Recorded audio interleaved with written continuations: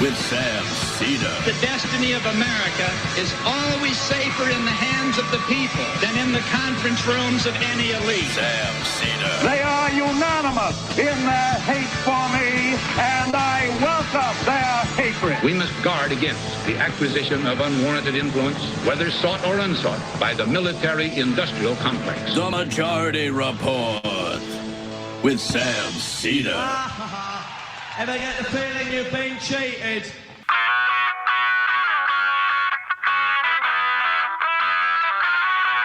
It is Thursday, January 4th, 2024. My name is Emma Vigeland in for Sam Seder, and this is the 5-time award-winning Majority Report. We are broadcasting live steps from the industrially ravaged Gowanus Canal in the heartland of America, downtown Brooklyn, USA. On the program today, Sydney Calkin, author of Abortion Pills Go Global, Reproductive Freedom Across Borders. And later in the show, Francis Boyle, acclaimed human rights lawyer, will be with us to talk about South Africa's genocide case against Israel in the International Court of Justice. Meanwhile, Red Sea tensions rise. The U.S. issues an ultimatum to Houthi rebels attacking commercial ships in the most lucrative seaborne trade pass in the world. So, more aggressive condemnation of that than for Palestinian lives. In Gaza, Israel continues to kill by the hundreds as strikes escalate in the south, and water and food are as scarce as ever. The death toll is over 30,000 when including those presumed dead. The U.S. dismisses South Africa's genocide case against Israel, as Turkey now joins on to the resolution. It did, however, wag its finger at Israel's stated forced displacement plans. In New Jersey, an imam was shot dead outside of a mosque. The perpetrator is still on the loose.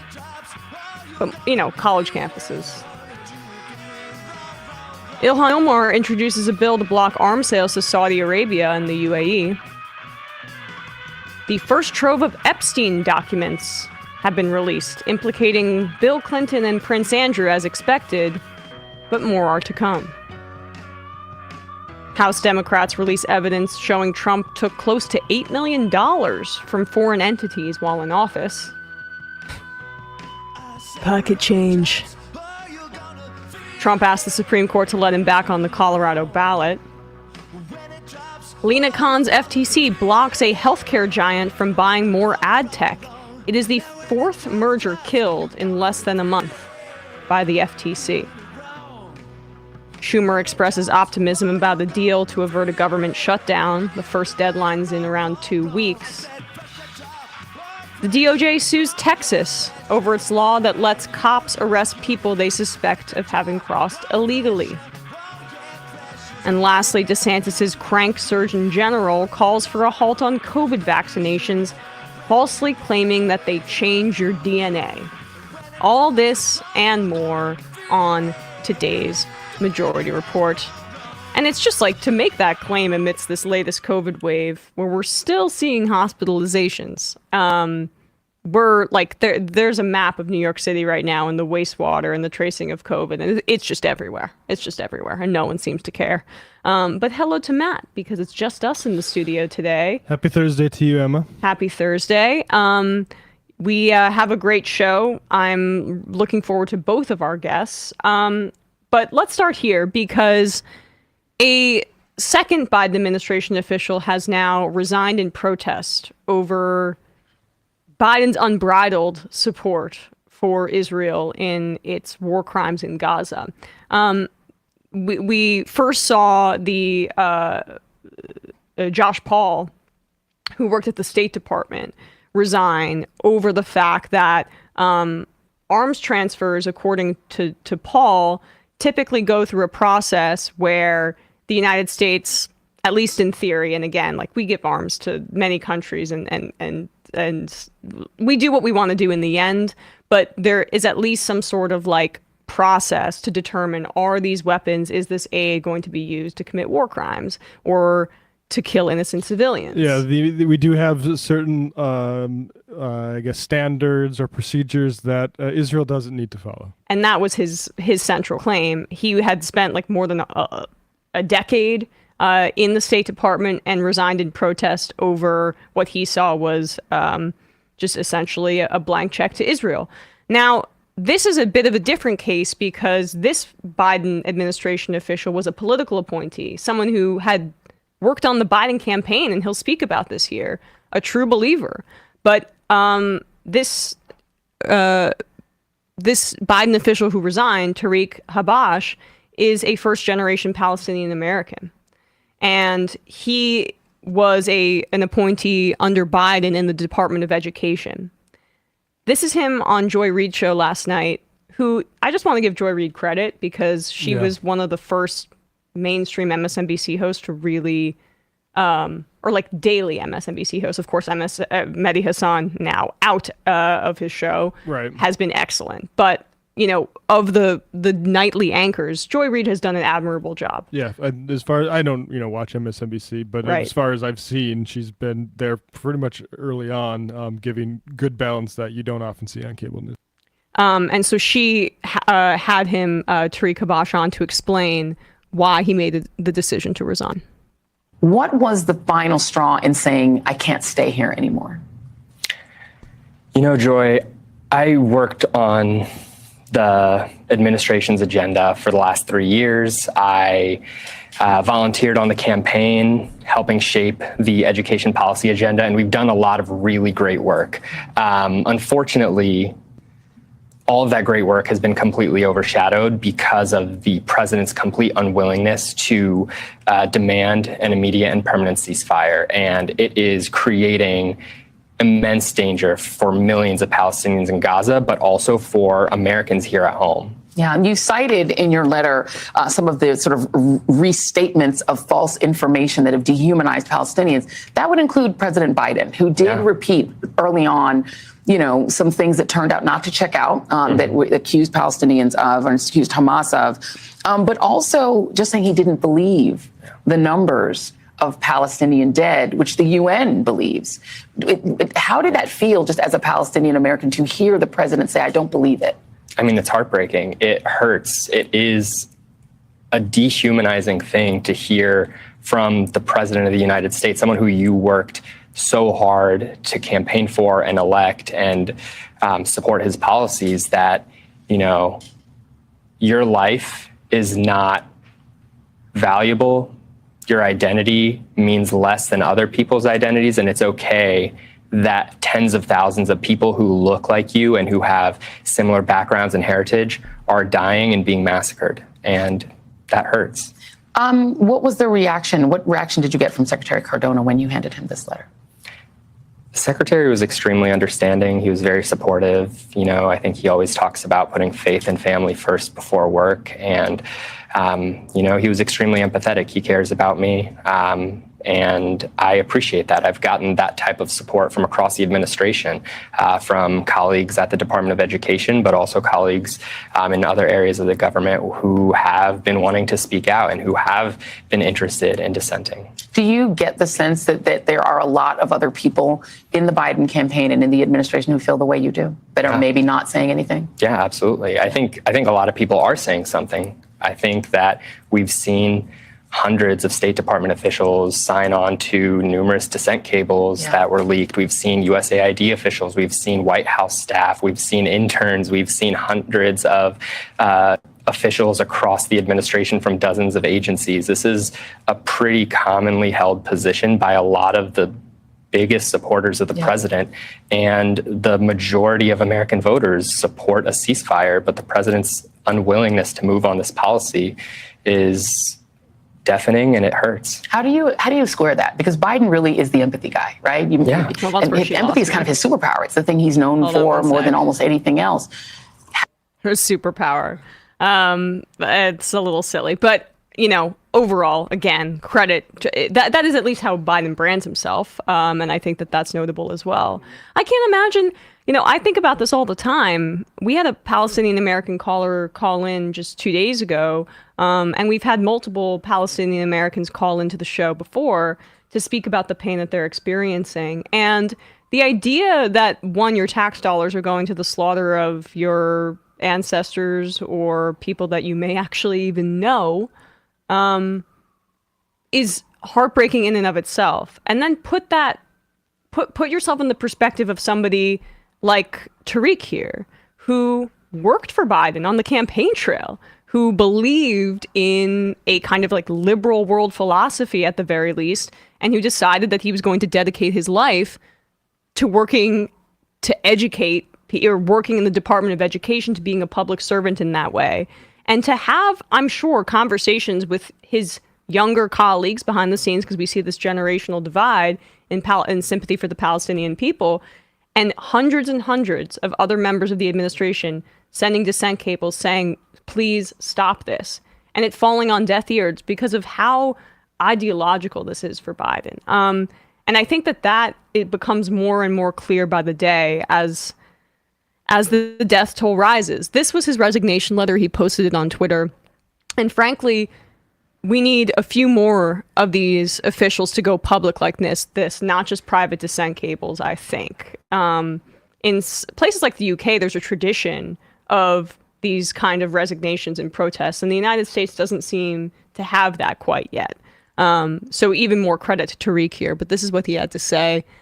Secretary Cardona, I joined the Biden administration nearly 3 years ago to fight for a more just America, to fix the broken student loan system by providing relief to millions of Americans, and to address systemic inequalities across higher education that disproportionately affect undeserved students and families.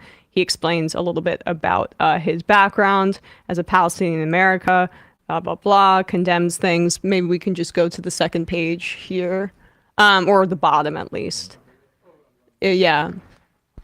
Over the last 3 months, our government, has aided in the indiscriminate violence against Palestinians in Gaza. Over 22,000 civilians killed, thousands buried under rubble, and the vast majority displaced from their homes. Despite claims that Israel's focus is on Hamas, its military actions simultaneously persist across the West Bank, where there is no Hamas governing presence, with hundreds of Palestinians killed in the West Bank.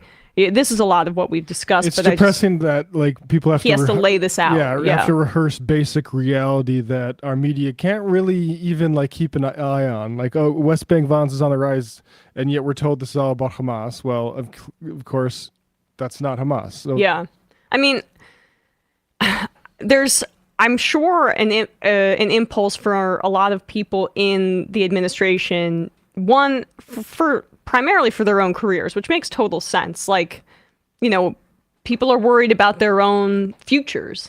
And so they're going to do these kinds of dissent cables and internal displays of discontent in order to preserve their livelihoods, and I completely understand that. They didn't get to where they are by, taking every opportunity to protest on behalf of Palestine. Exactly. And that is valid, and I understand. And that's why you have to commend the bravery of those who do speak out and leave. But I do think we're getting to a point now where there needs to be more of this. Oh, yeah. I don't really fully, and maybe Matt, you can shine a light on this. In history, the dissent cable, this was a creature of Vietnam, is my understanding, because there were so many people within government that were beginning to express discontent about the United States' war in Vietnam. But yeah, I feel like there also might have been like dissent cables about pulling out of Afghanistan too. So it's like it's not like a morally perfect exactly type of thing.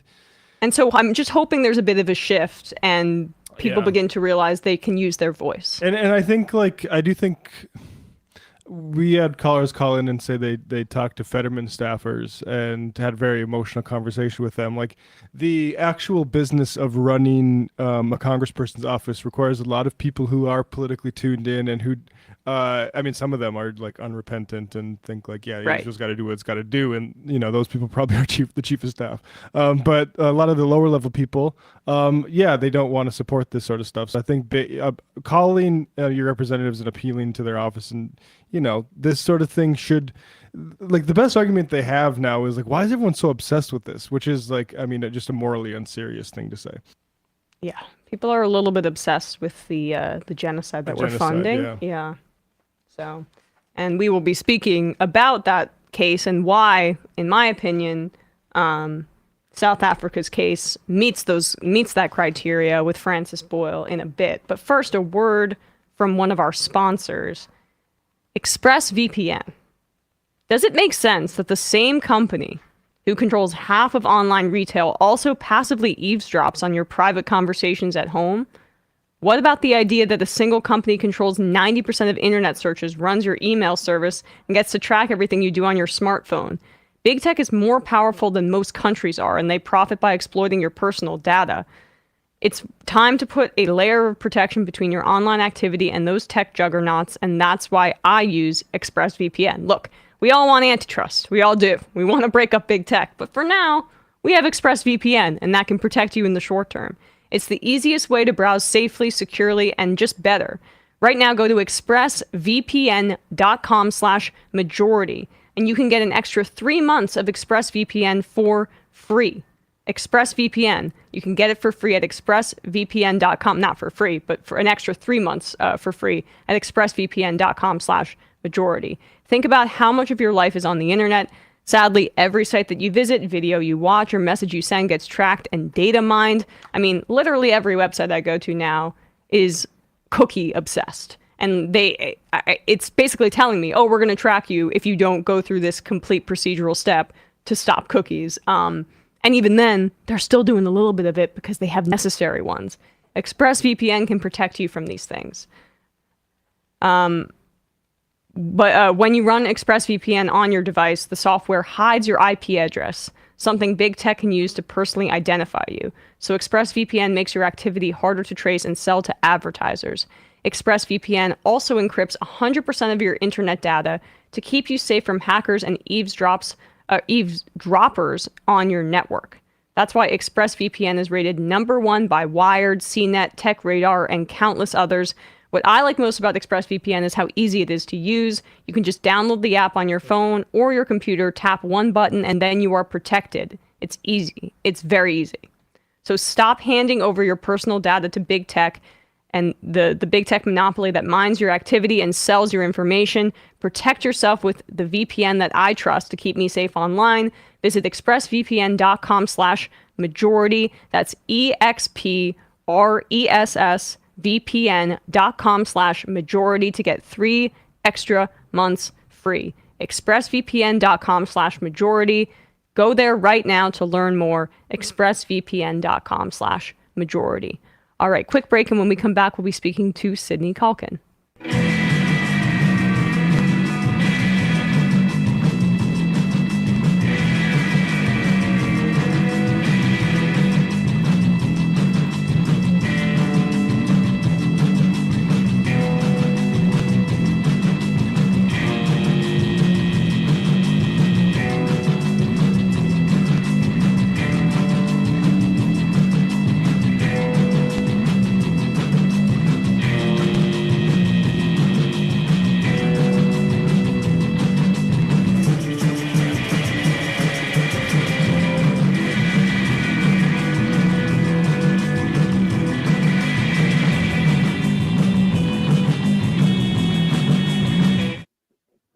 We are back, and we are joined now by Sydney Calkin, Senior Lecturer in the School of Geography at Queen Mary University of London, co-editor of After Repeal, Rethinking Abortion Politics, and author of the book Abortion Pills Go Global, Reproductive Freedom Across Borders. Sydney, thank you so much for coming on the show today. Yeah, thank you so much for having me. So, of course, we're in a post-Dobbs era, and many women, people who can get pregnant, are feeling anxiety about the future of their health care, particularly if they live in red states. And in this country in particular, I think a lot of women are starting to think, like, what if I need to get an abortion? What if I need to get an illegal abortion? And when people hear this, I think they think of the 1950s or the movie Revolutionary Road of coat hanger abortions and bleeding and pushing yourself downstairs. I mean, not to be glib about it, but that is, like, I think the image that gets evoked. But as you write, that does not need to be the case anymore with abortion pill access. Yeah, absolutely. So much of the research that I did for this book actually took place before the Dobbs decision.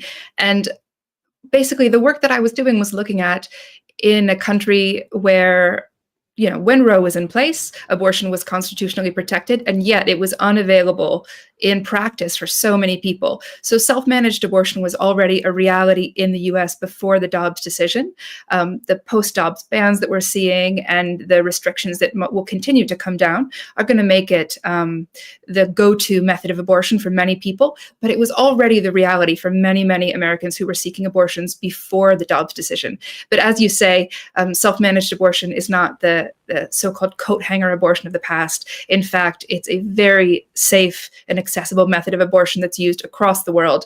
And medication abortion pills were themselves the majority of abortions before the Dobbs decision. Can you explain the pills themselves, what the medications are, and their safety, and compared to, say, other medications? Sure. So medication abortion in the US generally takes place with two pills. One is called mifepristone, the other is misoprostol. Mifepristone is known as Mifeprex or RU486 in the US. These two medications are usually used in combination. In other countries where mifepristone isn't available, and perhaps in the future, if mifepristone is further restricted in the US, people use misoprostol by itself. But for the most part, in the US, we're talking about mifepristone plus misoprostol.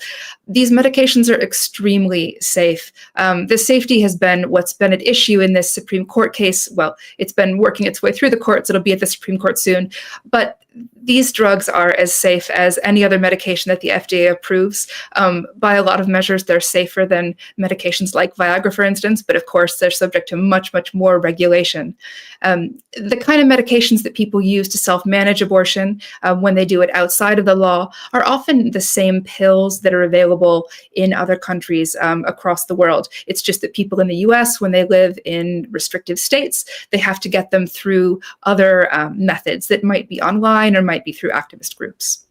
Yeah, I mean, that Supreme Court case, when you see actually what the text of the claim is against mifepristone in particular, it's essentially a ton of hypotheticals about what could happen in this scenario and wildly inaccurate claims about the dangers surrounding it, which is not backed up, in my understanding, by any of the data when it comes to these drugs.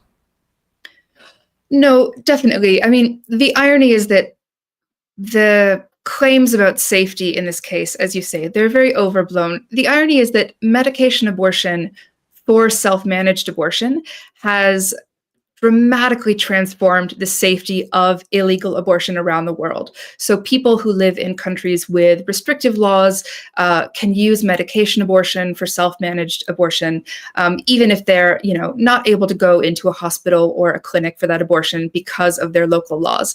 And the availability of these pills and this method has produced a dramatic fall in injury and death from illegal abortion. So not only is it not the case that the pills are unsafe, but actually they are so much safer than the kind of abortion methods that people were using before. Medication abortion was used in 53% of all abortions in the US in 2020 before the Dobbs decision came down and before these statewide bans started to come through. So it's a highly safe method that was developed decades ago, approved in countries around the world since the late 80s, and approved by the US FDA because of the evidence of its safety. It's not just the United States that your book focuses on. You focus on other countries that are in a bit of a flux or in a point of contraction, restriction on abortion as well. Why did you make that choice to? And it's your book is about globalizing the abortion pill, so you I think chose to zoom out on purpose. What was behind your decision to do that, and what were some of the other countries that you focused on? In the book, I look at the US, Ireland, Poland, and Northern Ireland. a lot of the conversation about abortion pills has focused on Latin America because that's where the kind of clandestine use of misoprostol for abortion originated. But I was interested in how medication abortion was transforming the accessibility of abortion in other countries where the laws are restrictive.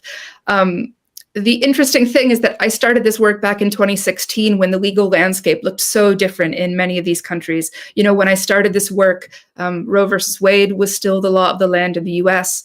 Ireland had a constitutional abortion ban. Northern Ireland had a near total abortion ban.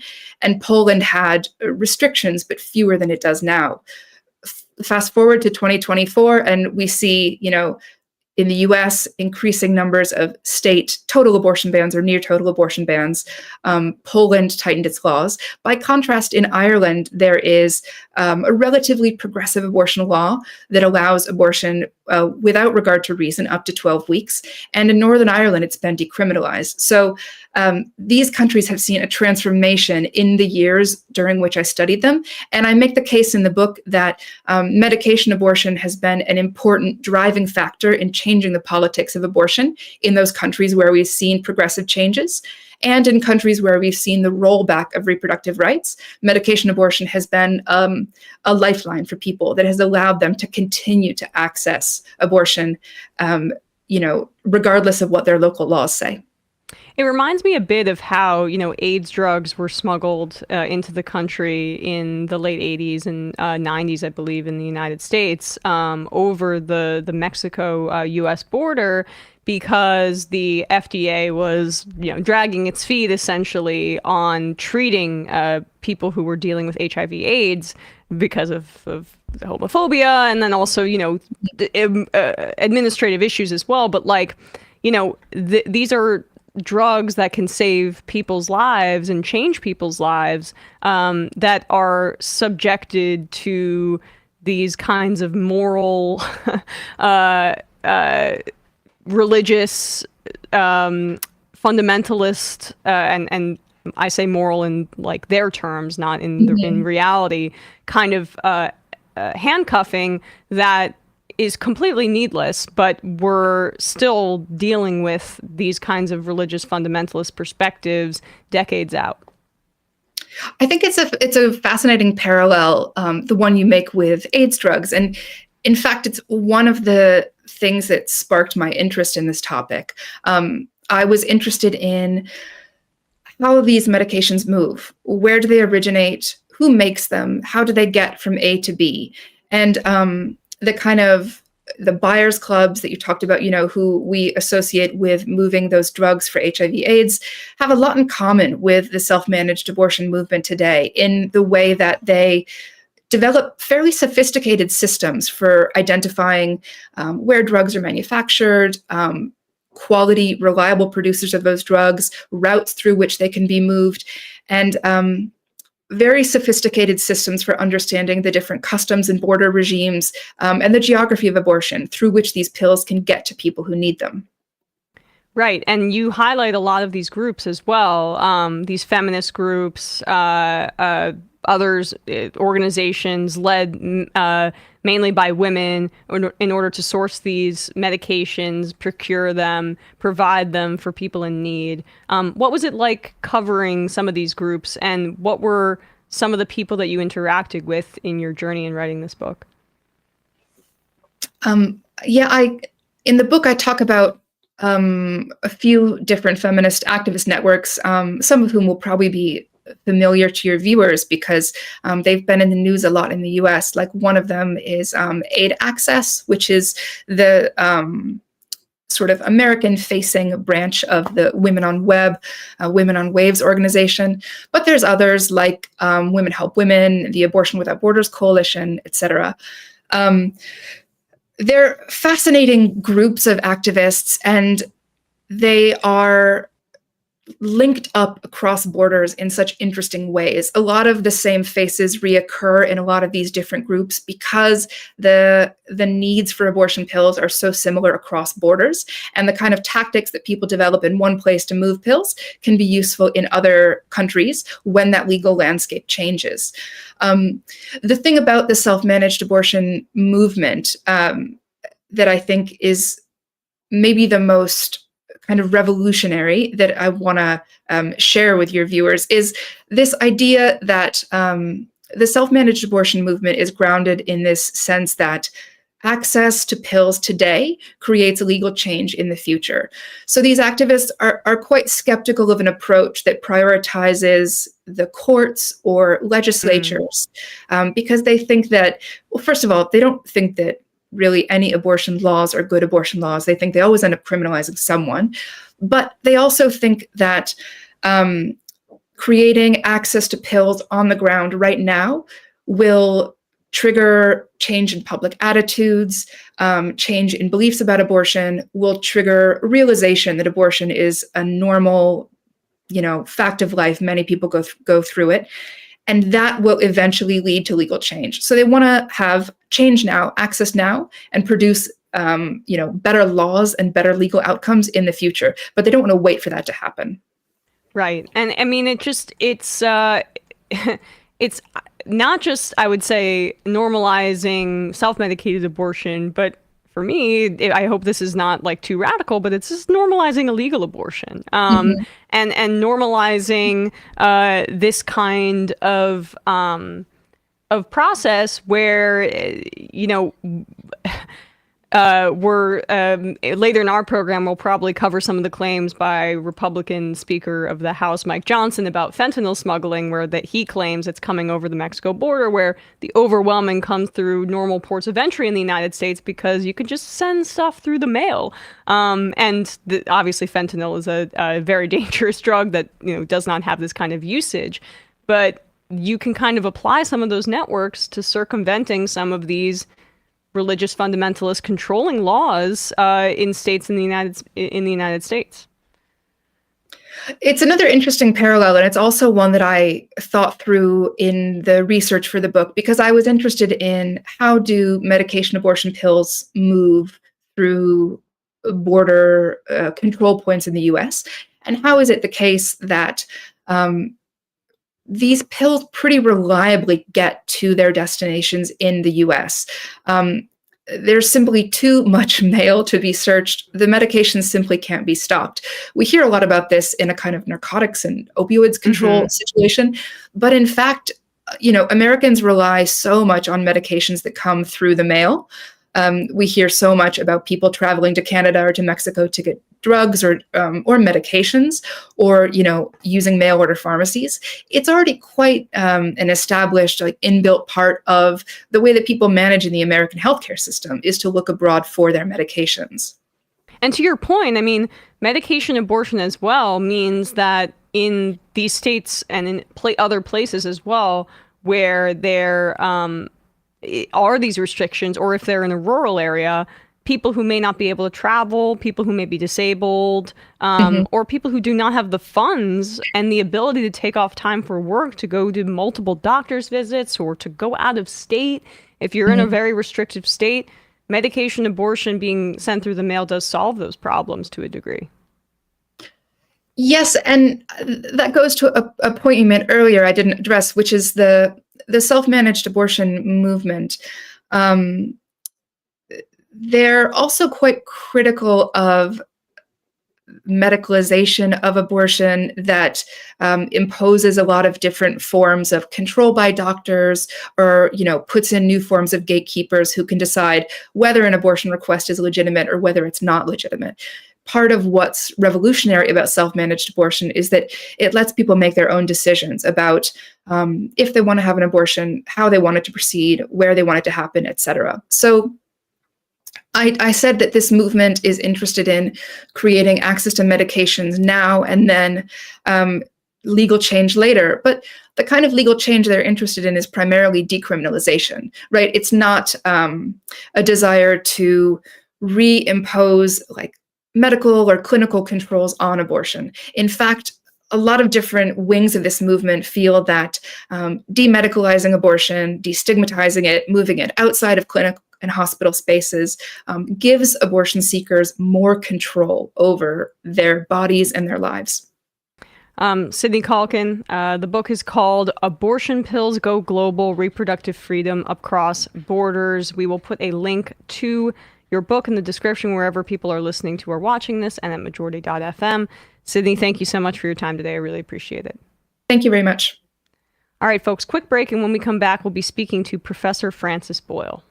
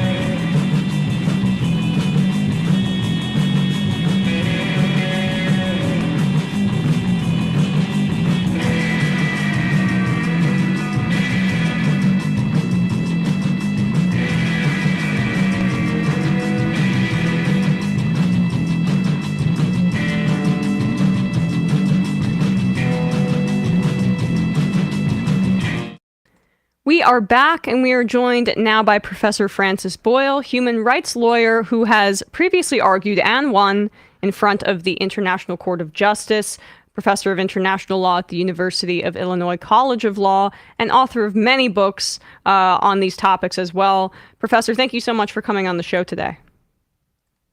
Well, thank you very much for having me on. I'm my best to your listening audience. Of course. Well, I'm sure they appreciate that because we're very happy to have you as we kind of flesh out this news that we've gotten over the past few days that South Africa is charging Israel with crimes of genocide in front of the International Court of Justice. But let's start, I guess, from the beginning. The International Court of Justice, sometimes, colloquially called The Hague because of its location there in the Netherlands. What is the ICJ's function and procedures as somebody who has argued and won in front of the ICJ? Yes, it's called the World Court, the International Court of Justice. It was originally founded in 1921. And I was the first lawyer ever to win anything from the World Court on the basis of the Genocide Convention. I sued Yugoslavia for the Republic of Bosnia-Herzegovina and won two massive orders of provisional measures of protection on behalf of the Bosnians against the Yugos to cease and desist from committing all acts of genocide against the Bosnians. This was the first time ever that any lawyer had ever won two orders in the World Court since it was founded in 1921. In addition, I also convinced the prosecutor for the International Criminal Tribunal for the former Yugoslavia to indict Yugoslav President Slobodan Milosevic for almost every crime in the ICTY statute, including two counts of genocide, one for genocide against Bosnia in general, and the second for the genocide at Srebrenica. He was put on trial in The Hague. After the close of the prosecution's case, he filed a motion to dismiss all charges. In a decision, the tribunal denied his motion and ruled that there was enough evidence to convict him on all charges, including the two counts of genocide, and that he should then proceed to open his defense, whereupon he died, and that was that. So that's my experience dealing with genocide. Based on my review of the documents filed by the Republic of South Africa, the application of request for provisional measures of protection, I predict that they will win an order of provisional measures of protection on behalf of the Palestinians against Israel. And that order would probably come down 1 week after the close of hearings at the end of next week, at least based on the time frame I did for Bosnia. So the time frame was quite short in your work with Bosnia. That is correct. My hearings were on April 1 and April 2. And I won this massive overwhelming order for Bosnia on April 8th. So my guess is we'd be talking about 1 week after the hearings close next Friday. Which makes sense given, the urgency of crimes of genocide that the ICJ would structure the process in such a way.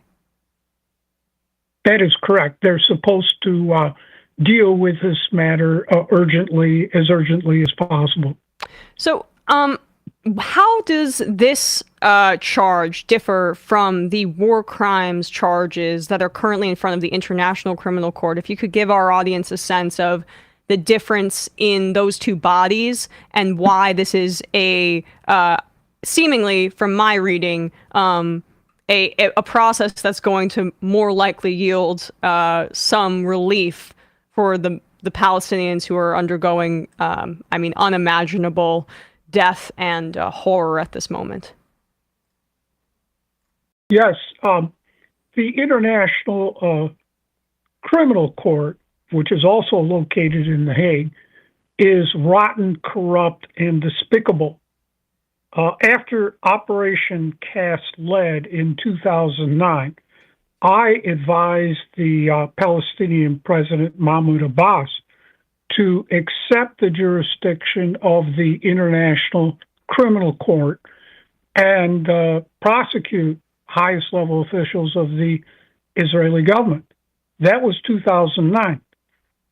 Since then, 2009, the International Criminal Court has not lifted even one finger to help the Palestinians. Not one finger. And so, for that reason, all the death and destruction that has been inflicted on the Palestinians are on the hands of the International Criminal Court. They have Palestinian blood on their hands, including the 30,000 dead Palestinians now.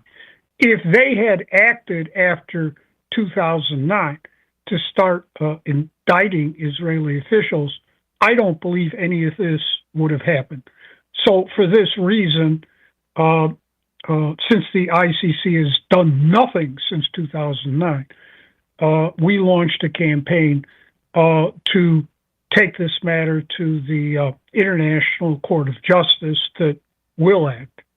What is the root of that corruption, as you describe? I mean, what is it? Essentially the same kind of like Western bias that we see in the structure of the United Nations and, say, the U.S. having veto power via the Security Council? Is it kind of something in that vein?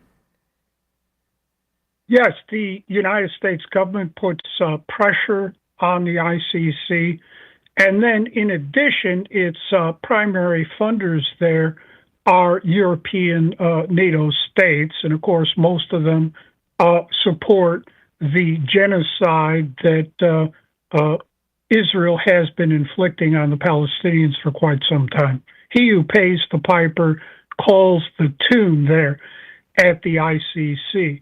Whereas at the International Court of Justice, its expenses, salary, are paid out of the United Nations budget that is set by the General Assembly. Can you explain the historic significance of South Africa in particular bringing this case to the ICJ? Sure. The mere bringing of this case, the filing, is a severe body blow against Israel to accuse it of genocide, because the origins of the Genocide Convention came out of the Nazi Holocaust against the Jews. It's that simple. And would you also add that in the past, I mean, South Africa as an apartheid state was one of Israel's stronger allies before, obviously, that regime, the apartheid regime was toppled. That's exactly correct. Israel and the Zionists worked hand in glove with the criminal apartheid regime in South Africa.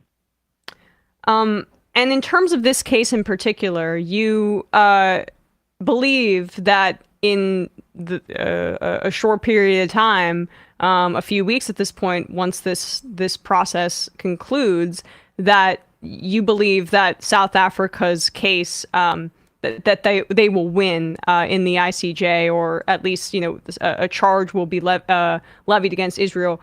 I believe that based on what my reading, but I am not a lawyer, that Israel has been committing crimes of genocide against the Palestinian people.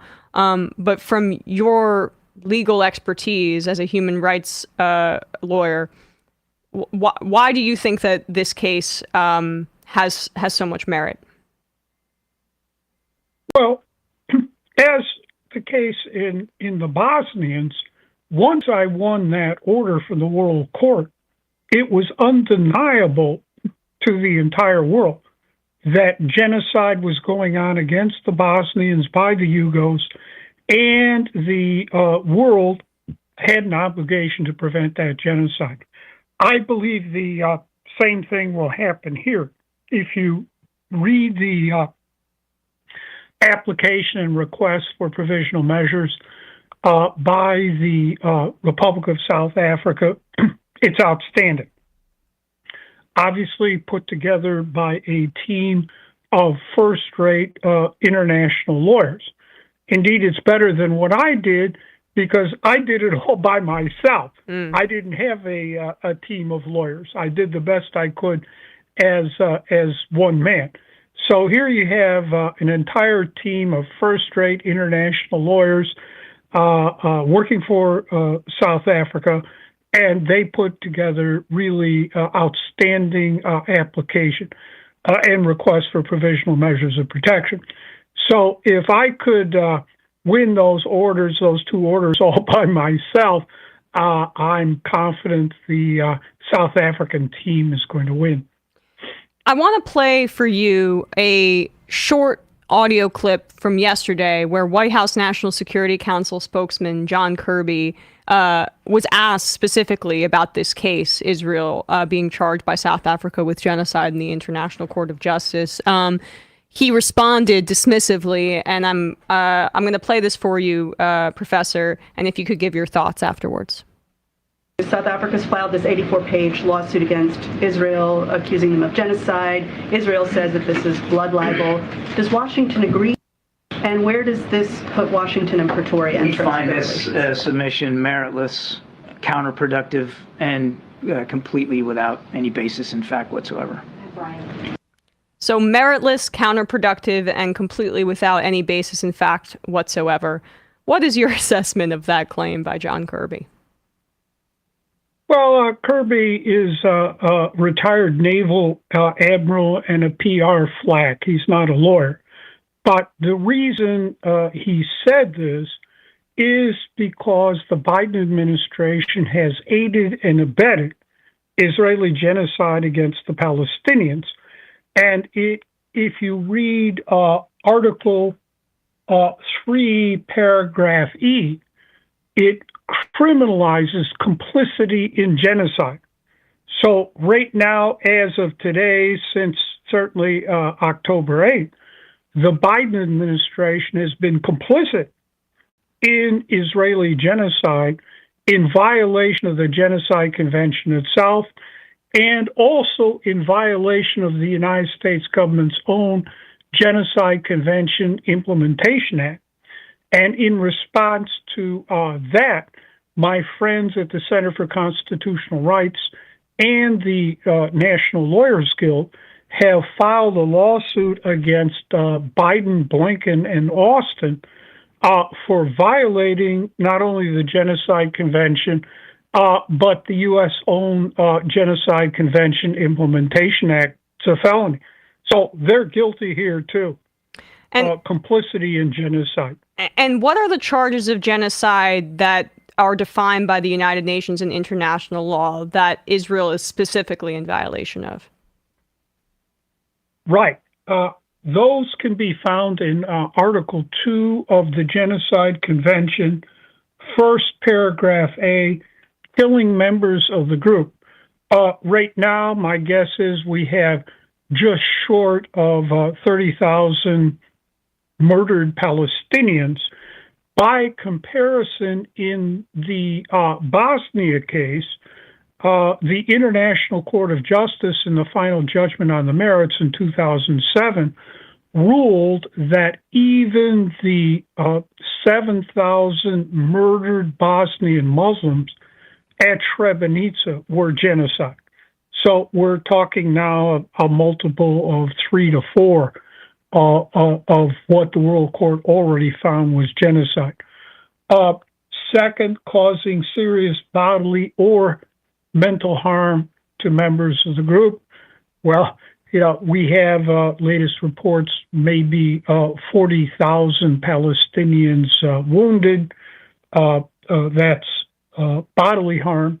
Mental harm, well, just turn on any television station and listen to the pleas of the Palestinians. Third, C, deliberately inflicting on the group conditions of life calculated to bring a... Oh. Professor, are you still there? Professor, are you still there? You cut out. Or in part.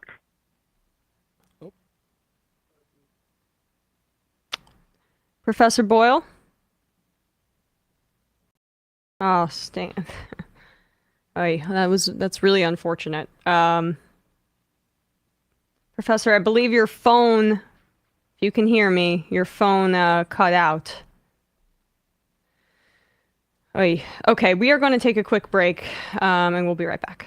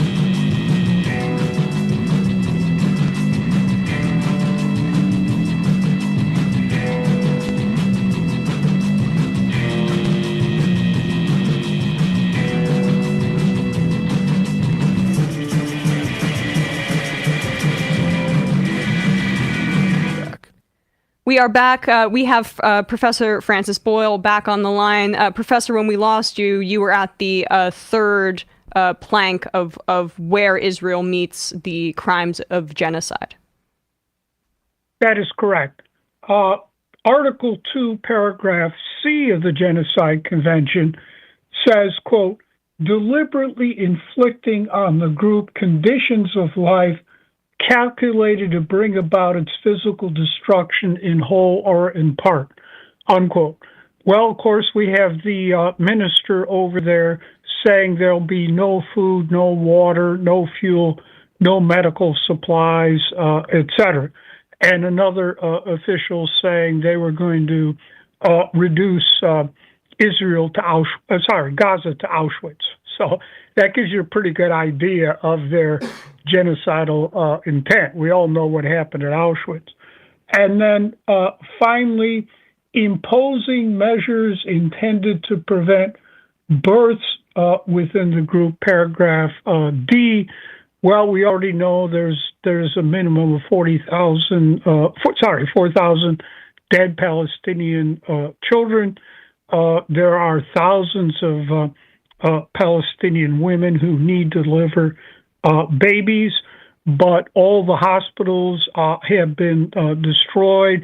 Ambulances are attacked, and they are just unable to get any type of medical attention for the births of those babies.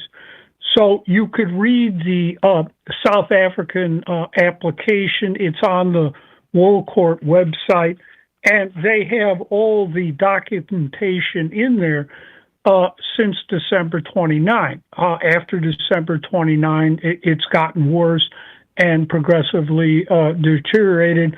I suspect they will be updating these atrocities up to the start of the hearing. That's what I did for the Bosnians.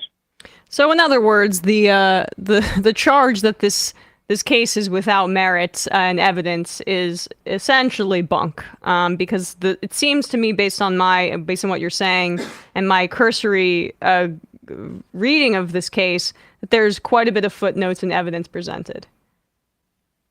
That is correct. As I said, I won 2 of these orders all on my own without any assistance except some research by law students. Whereas here, by example and comparison, you have an entire team of first-rate international law professors who have put this together with the assistance of a government. The legal team is headed by a friend of mine, Professor John Dugard from South Africa. He's one of the top international law professors in the world. Not only that, but Professor Dugard was one of the few white professors who stood up worldwide against the criminal apartheid regime in South Africa at risk to his life. And then later on, Professor Dugard became UN Special Rapporteur for Palestine. I read all of his reports. They are excellent. So his heart and his mind, soul, are in this. And Israel, in my opinion, doesn't have anyone on their side who could hold a candle to him based on his knowledge, judgment, and experience dealing with the Palestinian issue, and before that, the criminal apartheid regime in South Africa. Indeed, when Professor Dugard was Special Rapporteur for Palestine, he wrote an article saying that the system of apartheid that Israel has applied to the Palestinians is worse than what the Afrikaners had applied to the black people in apartheid South Africa. So you're saying that the potential legal representative, Alan Dershowitz, does not hold a candle to the South African legal team? I'm sure you've heard those rumors at that point that Israel wants Dershowitz to represent them. My response to that would be, go ahead. I would love to see that. You're certainly correct. I mean, Dershowitz goes back to when I entered Harvard Law School in September 1971. Dershowitz knows nothing about international law and human rights. He's just a showboater.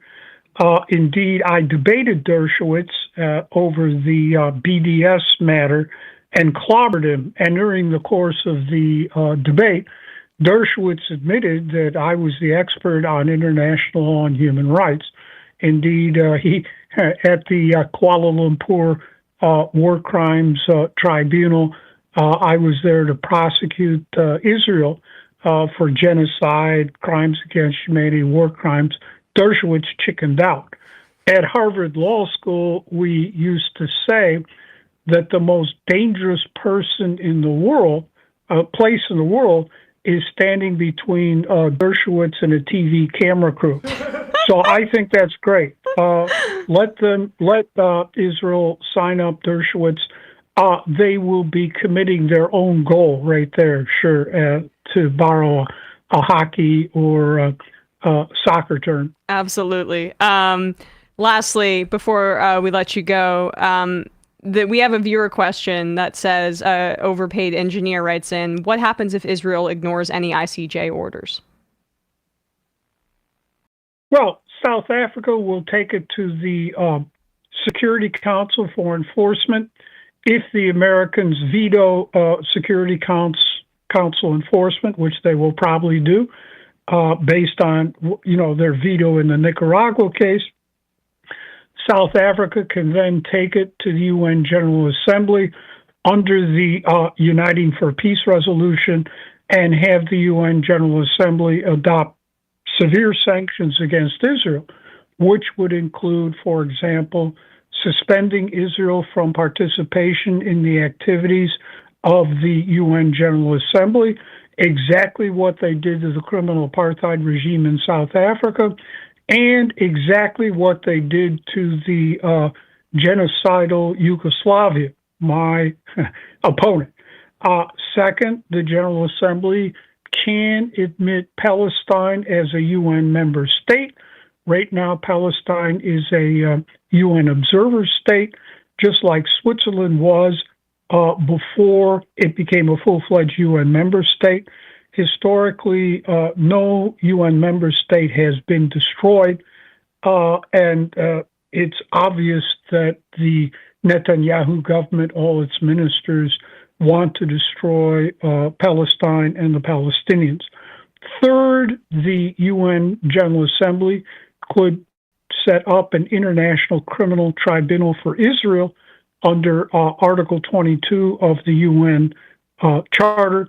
I made a démarche to that effect, and Iran, Malaysia, and many Arab Muslim states supported it in the General Assembly, but that initiative was sabotaged by the usual suspects.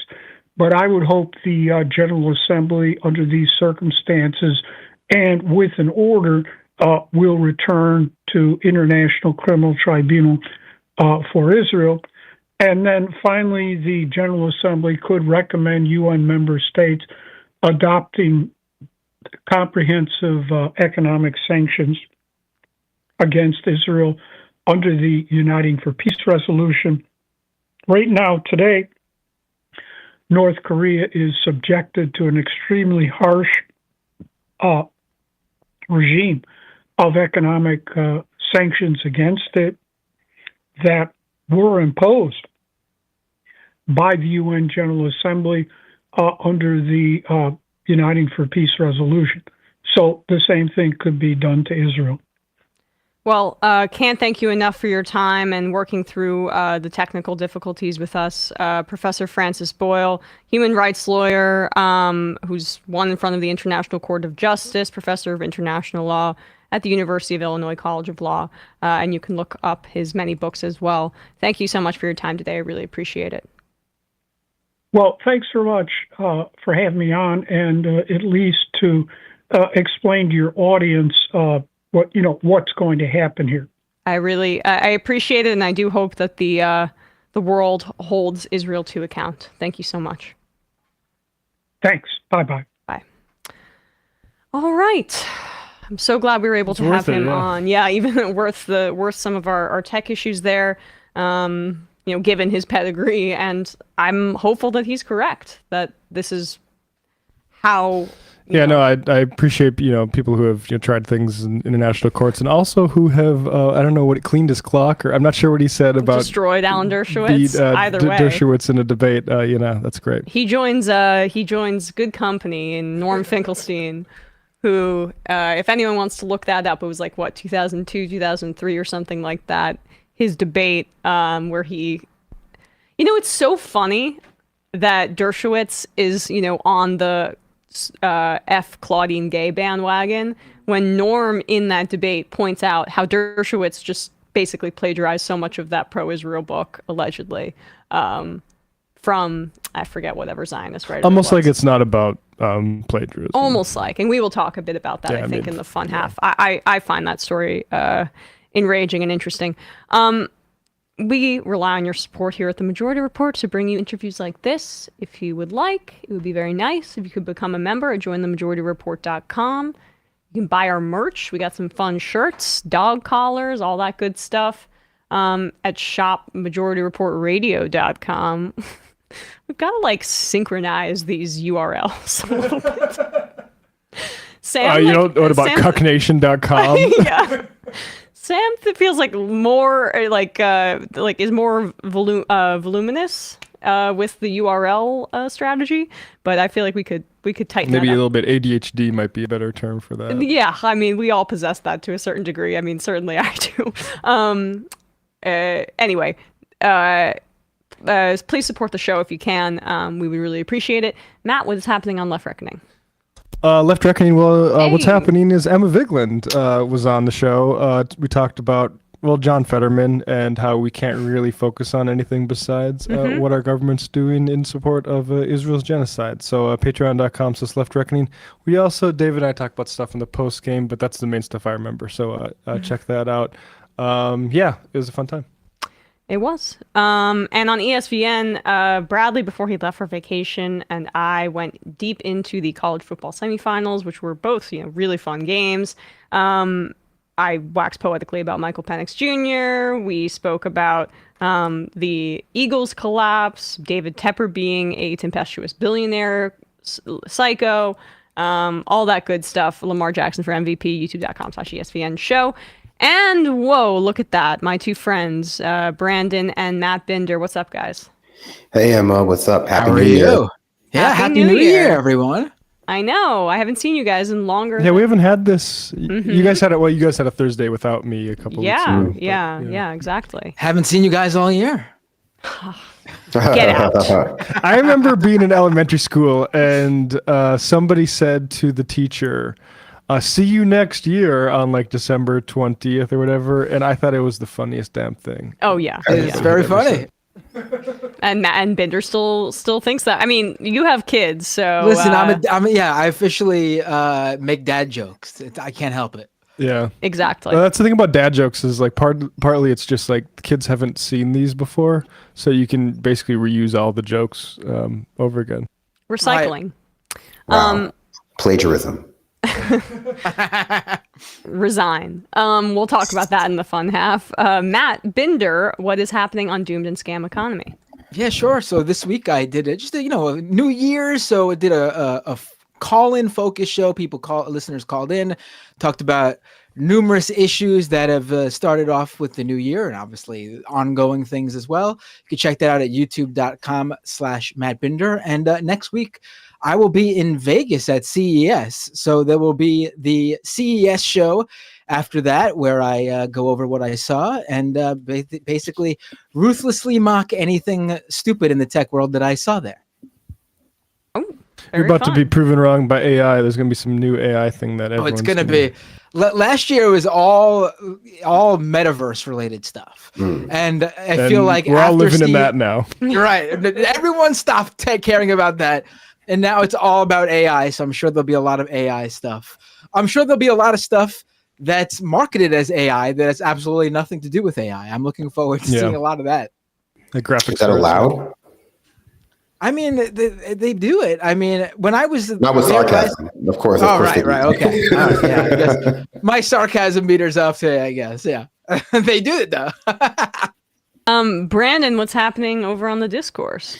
I don't have anything planned right now, but I'm going to try in celebration of the new year to get an episode out about the latest Willy Wonka movie, which I saw. Wonka. And I have, Wonka, and I have many thoughts about. I am curious about your thoughts. I thought it was like the Paddington guy, right? I thought it was. I loved it. Yeah, you loved it? I was enthralled from chimpanzee to chimpanzee, if you will. There are no monkeys in the movie. I don't know why.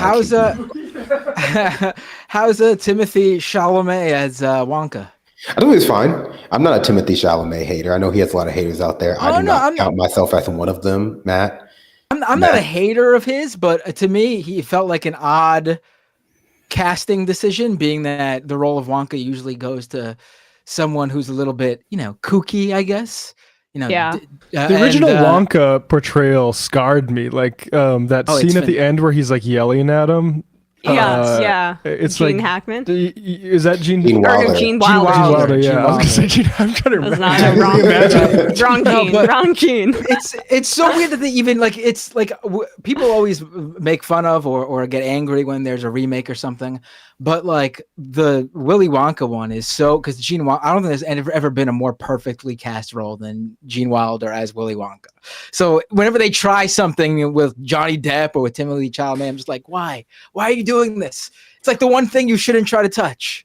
I'm actually curious. I'm gonna have to look into it before I record the episode, but I want to know more about how this movie was made and some of the decisions that went into the characterization of Willy Wonka, which I will not spoil here. But I think there were some choices made that I found to be particularly weird, and I didn't. But you still loved it. Because it's hard for me to tell if you love movies for their quality or if you love them for like the giggles it gives you. I think if a movie gives me something to talk about, I will love it. The worst thing a movie can be is boring. The second worst thing it can be is made by the Daily Wire.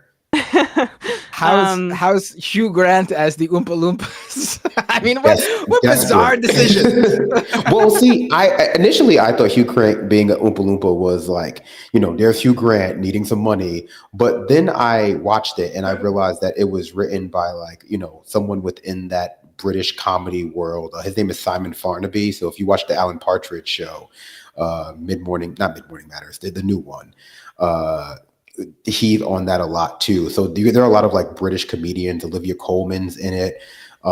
British comedians, they all appear in the same stuff together. Olivia Colman, pro-Palestine. Olivia Colman put a statement out there. Yes, there you go. What a queen. Yes, in more ways than one. We can continue the Wonka discourse. I think in the fun half. What do you say? Oh yeah, sure. I think we should continue this for much longer in the free section of the show. The number is 646-257-3920. See you in the fun half.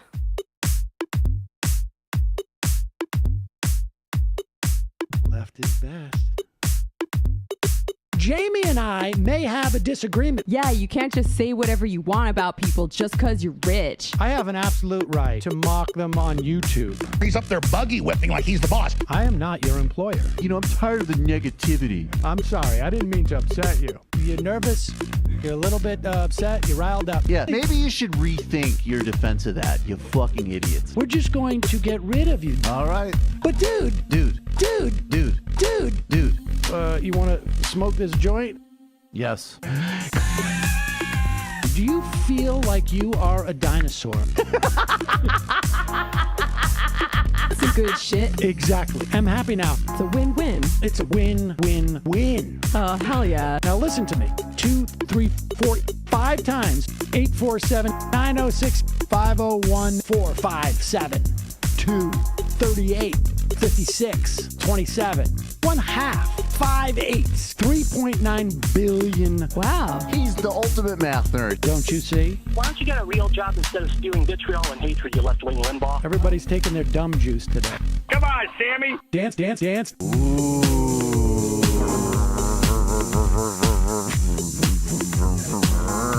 Rand Paul. I had my first post-coital scene with a woman. I'm hoping to add more.